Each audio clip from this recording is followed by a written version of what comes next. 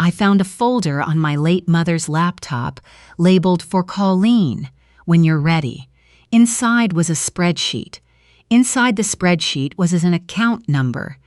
Inside the account was $460,000 that no one in my family knew existed. That was 14 months ago. What I found out next took everything I thought I understood about my mother, my marriage, and the last decade of my life, and turned it completely inside out. My name is Colleen Baxter. I'm 43 years old. I live in a semi-detached house on a quiet street in Barrie, Ontario, about 90 minutes north of Toronto.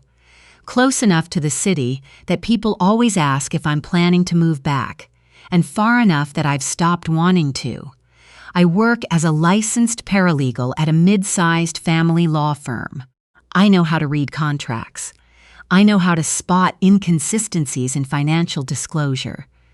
I am, professionally speaking, exactly the kind of person who should not be easy to deceive. My mother, Ruth Eleanor Baxter, passed away in February of last year after 18 months of declining health. She was 71. She had lived alone in Sudbury since my father passed, kept a vegetable garden in the summers, and called me every Sunday at 11 o'clock without fail for as long as I could remember. She was a practical woman. Not warm in the way people expect grandmothers to be warm, but steady. She meant what she said and said what she meant, and there was in that a kind of love that I had always trusted completely. I drove up to Sudbury the week after the funeral to begin sorting through her belongings.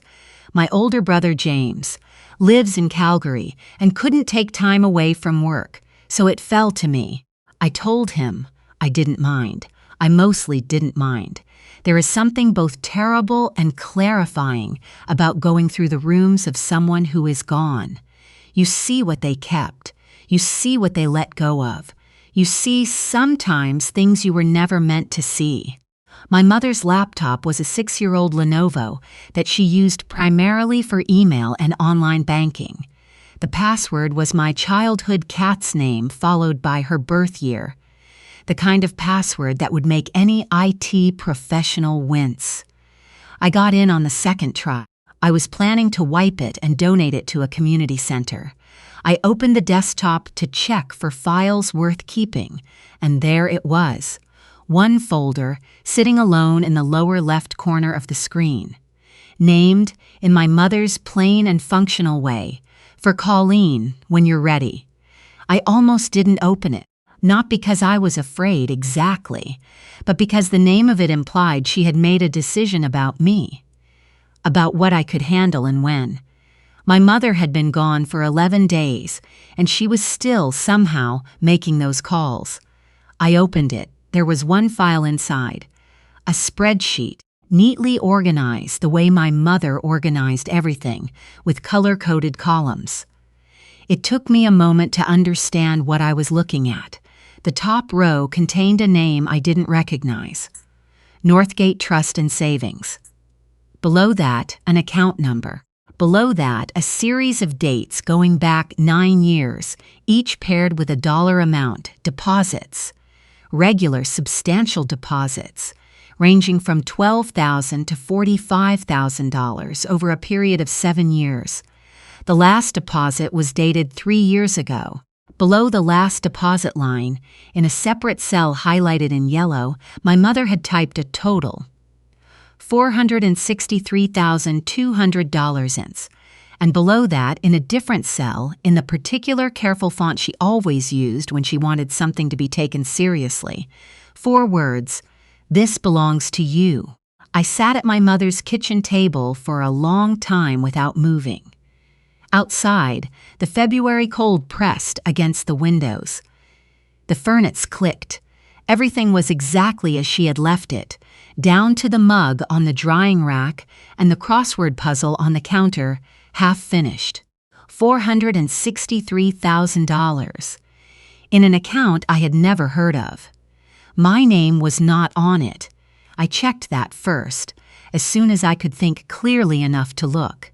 The account was in my mother's name, but she had left me the access information. She had left me a spreadsheet. She had left me, in the careful and deliberate way she did everything, a map. I drove back to Barrie that evening instead of staying the night as I'd planned. I needed to think in my own space.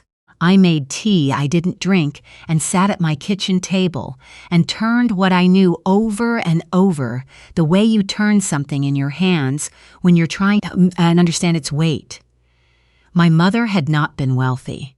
She had a modest pension from 30 years of administrative work at the school board, the house in Sudbury, and what I had understood to be a straightforward savings account. She had never, in my memory, spoken about having money beyond what covered her needs. When my father had died 8 years ago, the estate had been simple. The house transferred to her name, a small RRSP, and a CPP survivor benefit, nothing resembling $400,000, which meant the money had come from somewhere else. And then, sitting at my kitchen table at 11:30 on a Tuesday night in February, I thought about Marcus. Marcus Ossie and I had been married for 9 years. We had separated 3 years ago, and our divorce had been finalized 18 months before my mother died. We had met in our early 30s when he was working in commercial real estate development, and I was still articling. He was smart and good-looking, and had a quality I would later come to understand differently: an ability to make every room feel like it was happening on his terms. We had a daughter together, Abby, who was now 8, and lived primarily with me under our shared parenting agreement.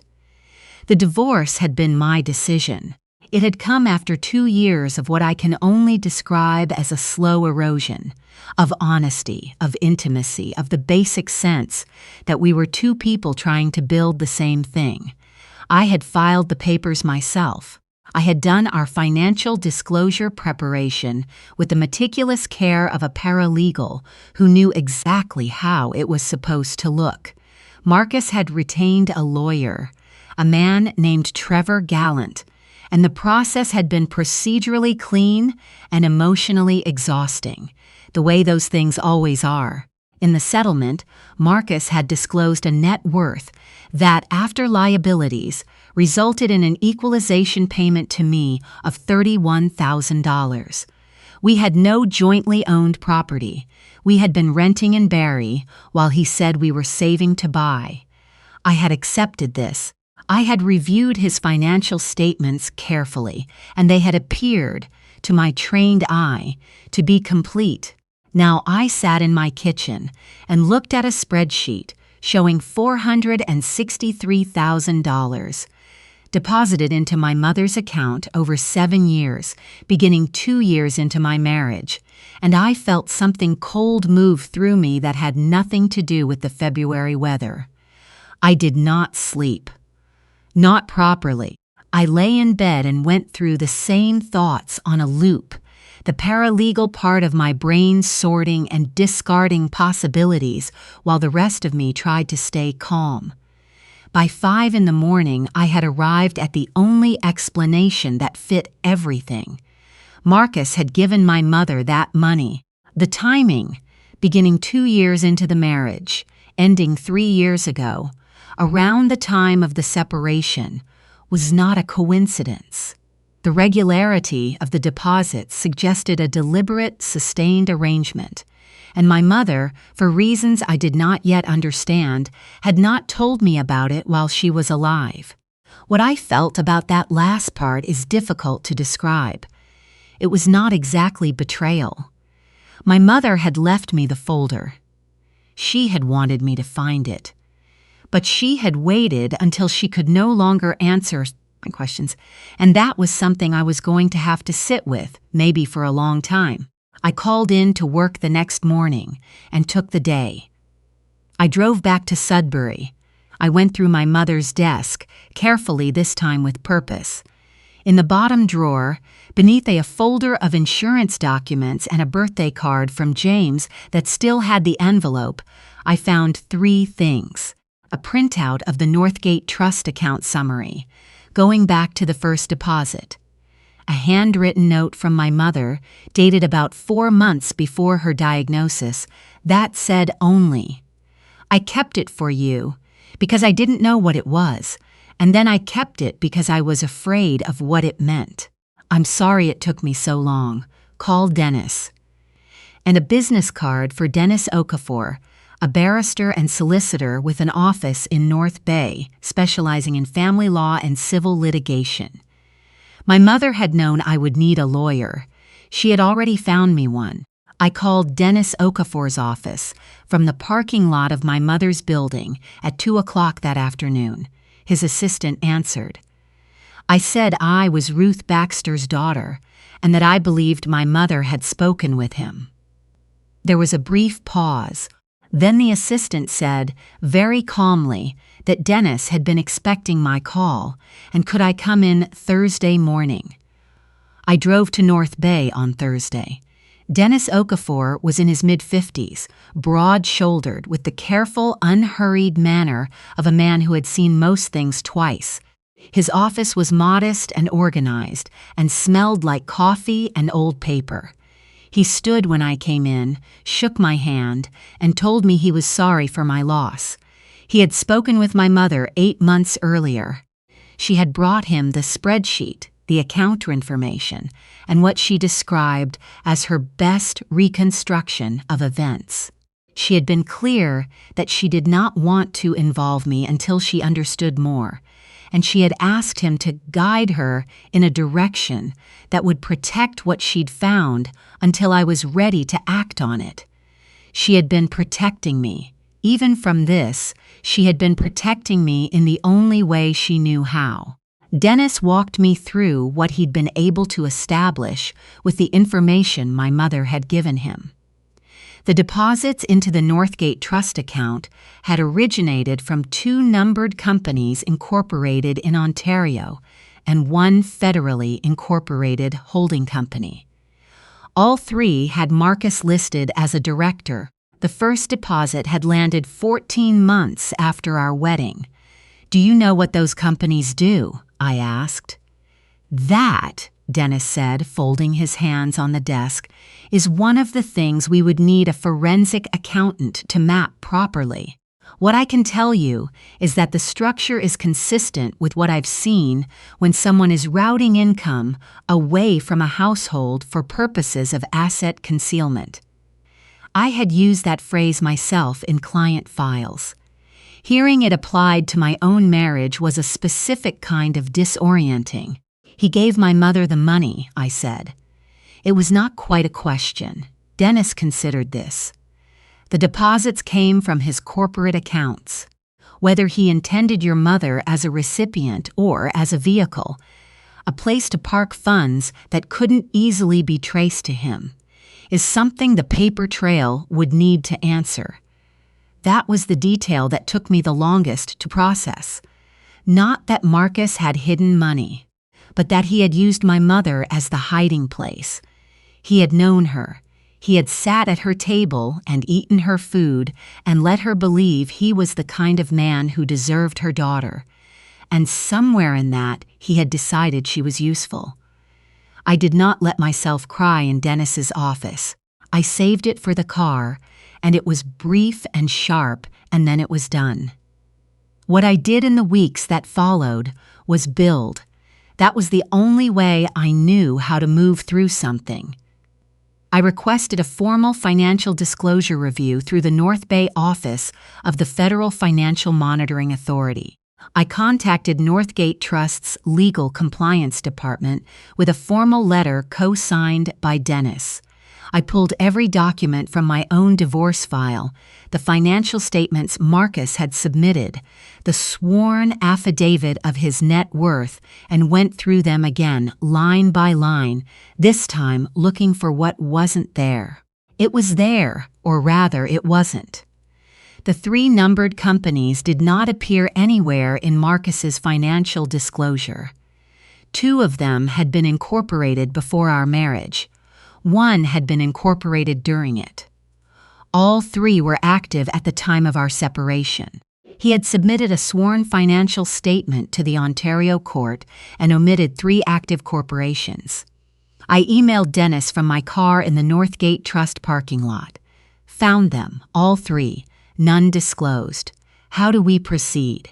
He replied within the hour, "Come in Monday. Bring everything." I told Marcus nothing. That was the most important decision I made in those early weeks. And it was not an easy one because Marcus called me regularly about Abby, pickups, school events, the ordinary logistics of shared parenting, and I had to move through those conversations with a voice that gave nothing away. I was good at it. I had years of professional training in keeping my face and voice neutral in rooms where the stakes were high. I used every bit of it. There was one moment, about 3 weeks in, that tested me.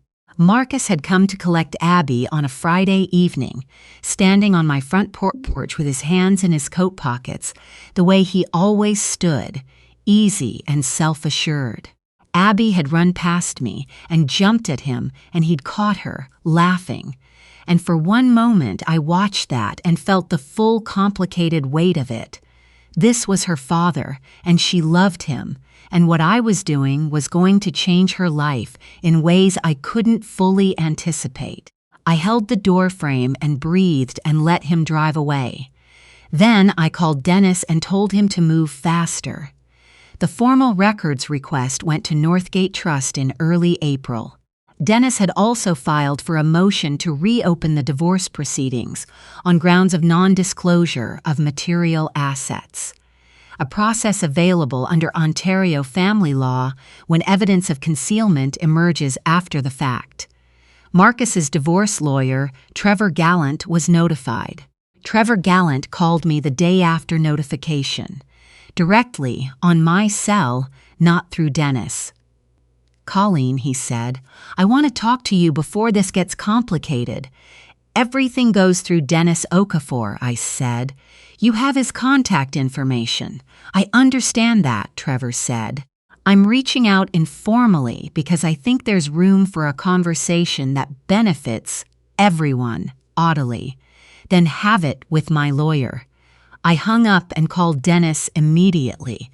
He told me to document the call and forward everything in writing. He also said, with the dry precision of a man who had been doing this for 30 years, "When the other side calls the opposing party directly the week after service, they are frightened." 2 weeks later, Marcus called me himself. Not about Abby. He called on a Tuesday at 9 in the evening, after she would have been in bed, and when I picked up, I could hear from the quality of his silence that he had been thinking about this call for some time. "I think you're making a mistake," he said. His voice was the same voice that had told me, at our kitchen table in the apartment we'd rented on Dunlop Street, that he wanted to work on us. The same voice that had spoken at our wedding about building a life. It was a good voice. I had trusted it for 9 years. "You can talk to Dennis," I said. "I'm not talking about lawyers," he said. "I'm talking about Abby. I'm talking about what happens to her when her parents are in a court battle." "Do you want her growing up with that?" I was quiet for a moment, not because it landed. I had been expecting something like it, but because I wanted to be fair to myself. I wanted to genuinely sit with the question rather than dismiss it. Abby was 8. She was sensitive and funny, and had her father's habit of going very still when she was thinking hard about something. She did not deserve a war, but she also deserved a mother who had not been stolen from. She deserved a future built on something true. "She won't grow up with a court battle," I said. "She'll grow up knowing that when someone treats her dishonestly, she handles it through the proper process. I'd like her to learn that from somewhere." Marcus didn't answer immediately. When he did, his voice had changed in a small but specific way. The warmth had not dropped out entirely, but it had thinned. "You don't have as much as you think you have." "Good night, Marcus," I said. I wrote down the time and the substance of the call and emailed it to Dennis before I went to bed. The response from Northgate Trust arrived on a Thursday in May, delivered securely to Dennis's office. I took the afternoon off work and drove to North Bay. Dennis walked me through the records across his conference table with his forensic accountant, a compact, precise woman named Wanda Chen, who had prepared a chronological summary that translated the banking data into plain language. Over 7 years, Marcus had moved a total of $508,000 through the 3 numbered companies and into my mother's Northgate Trust account. The deposits had been structured, usually under $10,000, in a pattern consistent with keeping individual transactions below automatic reporting thresholds. The remaining $45,000 above the $463,000 my mother's spreadsheet had tracked had gone directly from one of the numbered companies into a separate account my mother had not known about, and Dennis had identified through the subpoena. Wanda set down her pen and looked at me. "The structuring pattern," she said, "is significant. It's not conclusive on its own, but combined with the omission from the divorce disclosure, it paints a clear picture of intent." Intent, that was the word I took home with me. Not carelessness, not complexity. Intent. I sat in my car in Dennis's parking lot for 15 minutes before I drove home. I thought about the 7 years Marcus had maintained this, the discipline it required, the dozens of moments in our marriage where he had been standing in front of me, warm and present, and apparently uncomplicated, while this was running quietly in the background. I thought about my mother sitting alone in Sudbury with that spreadsheet, not knowing what to do with it, keeping it because she was afraid of what it meant. I thought about the $31,000 equalization payment I had accepted because I had believed, professionally and personally, that the numbers I had been shown were the truth. I drove home, collected Abby from my neighbor, who watched her after school, made pasta and garlic bread, and sat across from her at the kitchen table while she told me about a project on Arctic animals she was doing for class. I listened. I asked questions. I was entirely there. Later, after she was in bed, I called my brother James in Calgary and told him everything. He was quiet for a long time. Then he said, "Mum knew?" "She knew for at least 8 months," I said. "Maybe longer." James was quiet again. Then, "She would have been protecting you." "I know," I said. "What do you need?" "Nothing right now. I just wanted you to know." I could feel him wanting to do something from 2,000 kilometers away. That was James, competent and far away, and always wanting to fix the unfixable from a distance. "You're going to finish this," he said. "Yes," I said. "I'm going to finish it." The motion to reopen came before the Ontario Superior Court of Justice 6 weeks later. Marcus had retained new counsel, a litigator named Patricia Holloway, whose name I recognized from opposing filings at my own firm. She was aggressive and thorough, which I respected, and I told Dennis as much. He acknowledged it without concern. "She's good," he said. "But the paper trail is better." Patricia Holloway filed a response arguing that the corporate entities had been non-marital business interests predating the relationship, that my mother's account had been used with my mother's voluntary participation and knowledge, and that the funds did not constitute family property under Ontario's Family Law Act. 3 arguments. I counted them and felt something settle in me because I had heard Dennis say in our first meeting, "The moment the other side needs 3 incompatible arguments to explain one set of facts, you are in a good position." The voluntary participation argument required them to demonstrate my mother's informed consent to act as a financial vehicle. They did not have that because my mother had not given it. She had received deposits she did not understand into an account she held for reasons that had never been properly explained to her. Her note to me had made that plain. I kept it because I didn't know what it was. She had been used and she had known it, and she had spent years working up to doing something about it. Dennis submitted my mother's note as evidence. He submitted the spreadsheet she had prepared. He submitted the record of her consultation with him 8 months before her death. And Wanda Chen submitted a forensic accounting summary that mapped every deposit from its origin in Marcus's corporate accounts to its arrival in Northgate Trust, with dates, amounts, and the structuring pattern annotated clearly. The hearing was a case management conference before Justice Owen Tran of the Ontario Superior Court. I sat at the applicant's table in a courtroom on Yonge Street in Toronto with Dennis beside me, and I made myself breathe steadily. I was a paralegal. I had been in courtrooms. I knew the choreography. I watched it unfold. Patricia Holloway's opening position was careful and technically sophisticated, but Justice Tran's questions were precise.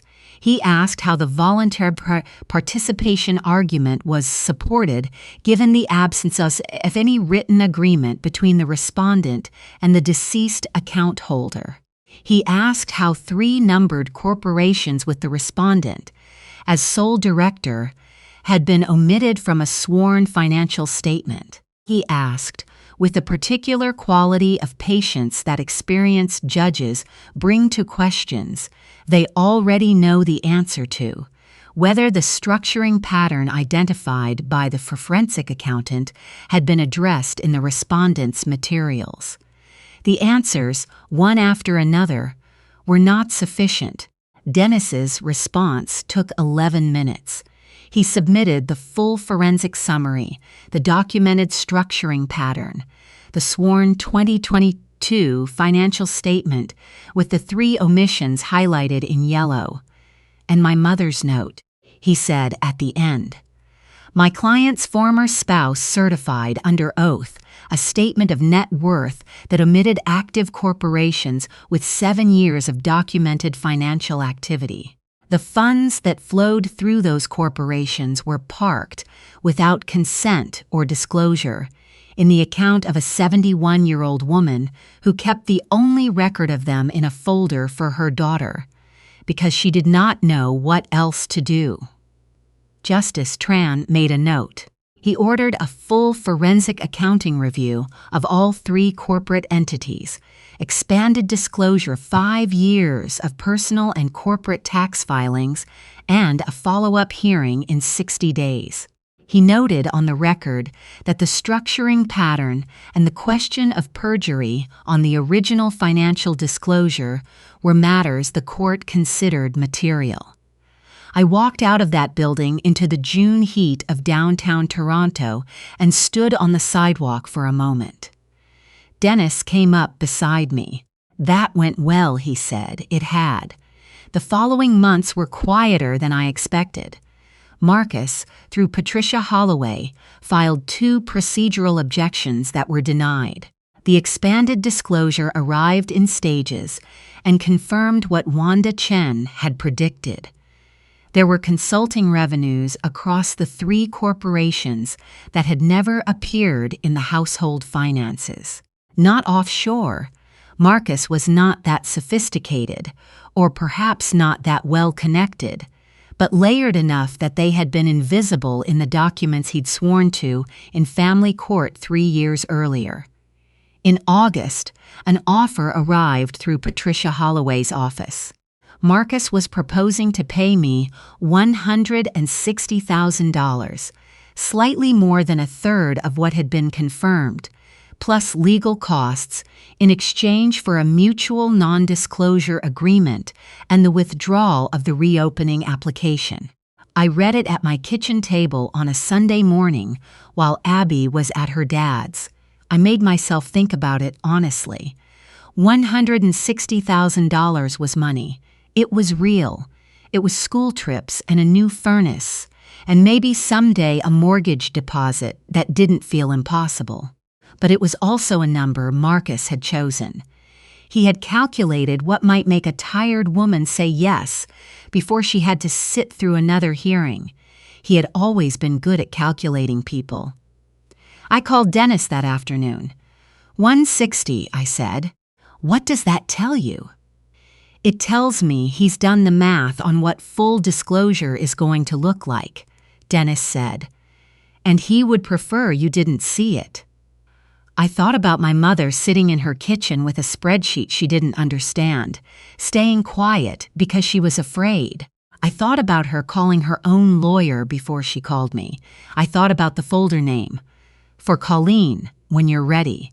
She had decided I was ready. No, I said. I'll respond tomorrow, Dennis said. After the offer was declined, Marcus went very quiet. No more calls, no pressure through mutual contacts. We had few enough of those, no approaches through James or through anyone at Abby's school. The quiet felt calculated, the kind that comes when someone is repositioning. I noted it to Dennis.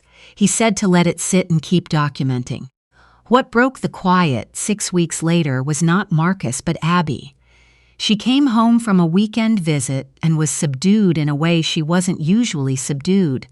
She ate dinner without much to say, which was not like her. I waited. After her bath, when we were sitting on her bed going through the same picture book we'd been reading since she was 4, a habit that had outlasted many other things, she said, without looking up from the page, "Daddy said you're trying to take his money." I was very still. "Did he say that to you?" I asked. "He was talking to someone on the phone," she said. I wasn't supposed to hear. I kept my voice level. "What else did you hear, sweetheart? He said you were being unfair." She turned a page. "Are you being unfair?" I looked at my 8-year-old daughter, who had her father's eyes and her grandmother's way of going quiet when she was thinking, and I said, "I found out that some things weren't handled fairly when Daddy and I separated. I'm asking a judge to look at it. That's what courts are for." She considered this, and the judge decides. "The judge decides," I said. "That's why judges exist." She seemed to find this sufficient. She turned another page. I held her hand and read to her, and after she fell asleep, I sat on the edge of her bed for a while in the dark. The next morning, I called Dennis and told him about Abby. He added it to the file, noting that direct communication with a minor about the litigation, however indirect, was relevant. The final hearing was in October, a full evidentiary proceeding. Wanda Chen testified. Dennis entered the full corporate disclosure into the record. Justice Tran heard argument on both sides over the course of a morning. Patricia Holloway was skilled and she made the best case her materials allowed. It was not enough. Justice Tran issued his decision 4 weeks later. He found that Marcus had materially misrepresented his financial position in the original divorce proceedings, that the 3 corporate entities constituted undisclosed family property, and that the equalization payment owed to me, recalculated with the full asset picture, was $412,000 inclusive of the original $31,000, offset by confirmed legal costs. He referred the question of the false financial certification to the Law Society of Ontario, as Marcus had since obtained a mortgage broker's license, and to the Ontario Ministry of Finance for review of the structuring pattern. He awarded full legal costs to me. In Ontario civil matters, that is not a given. It was a signal. I was sitting in Dennis's office when his assistant brought in the printed decision. He slid it across the desk. I read the operative paragraph twice. "It's real," I said, because I needed to say something. "It is," he said. I did not cry in Dennis's office. I had done my crying in other places, at other times over the past 14 months, and there was not a lot left. What I felt sitting in that chair reading the decision was something quieter, a specific kind of stillness that comes when something unresolved for a very long time finally settles. The way a sound you've been hearing so long, you forgot about it, simply stops, and you notice the absence. I called James from the parking garage. He picked up on the first ring. "Well?" he said. 412, I said. He made a sound that was not quite a word. Then, "Mum would have." "I know," I said. We stayed on the line for a little while without talking much. It was enough. Marcus did not appeal. The transfer was processed through his corporate accounts over a period of 3 weeks under court supervision. I was told by Dennis that Patricia Holloway had advised him strongly against any further proceedings, given the Law Society referral. He had taken her advice. The first thing I did was set up an education account for Abby, enough to cover university, and then some whatever she decided to do, wherever she decided to go. I opened it on a Tuesday morning before work, sitting at my desk in my pajamas with coffee, and it took about 12 minutes, which seemed both too fast and exactly right for the occasion. The second thing I did was have a headstone commissioned for my mother's grave. She had been buried with a temporary marker. The permanent stone arrived in the spring. It says her name, her dates, and below that, the thing she always said when something hard was finished, "There, done." That was very Ruth. The third thing I did was call the community center in Sudbury, where I had been planning to donate the laptop, and ask if they needed anything else. They did. I helped. I left my firm in the new year and set up a small practice of my own, working with individuals, mostly women, mostly navigating divorce and family property disputes. I knew the work. I knew what it felt like from the inside now in ways that changed how I did it. My clients seemed to find that useful, the part where I told them, when they were exhausted and frightened and doubting themselves, that the paper trail is the thing. Make a folder.